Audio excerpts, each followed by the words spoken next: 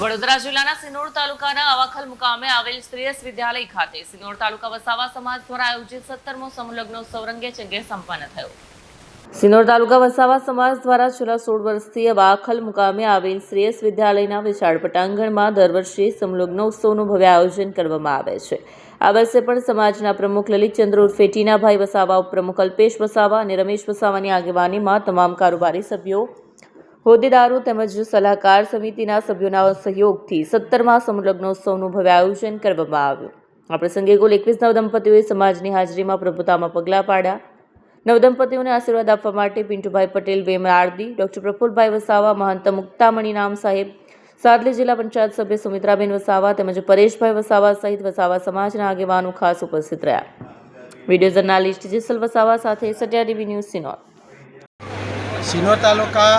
વસાવા સમાજ દ્વારા આજે અવાખલ ખાતે શ્રેયસ વિદ્યાલયમાં 20 જેટલા ગરીબ પરિવારના દીકરીઓ દીકરાઓનું આજે સમૂહ લગ્નનું આયોજન એ વસાવા સમાજના આગેવાનો દ્વારા સુંદર રીતે આયોજન કરવામાં આવ્યું હતું, જેમાં પ્રમુખ શ્રી લલિતભાઈ, ઉપપ્રમુખ રમેશભાઈ, ઉપપ્રમુખ શ્રી અલ્પેશભાઈ અને તમામ મંત્રીઓ, સંગઠન મંત્રી, સહમંત્રી, ખજાનચી, આ તમામનો અમે સમાજ વતી અમે ખૂબ ખૂબ આભાર માનીએ છીએ કે તેમણે જે આ આર્થિક રીતે આ જ્યારે ખોટા જે ખર્ચાઓ છે એ બચાવવા માટે અને જે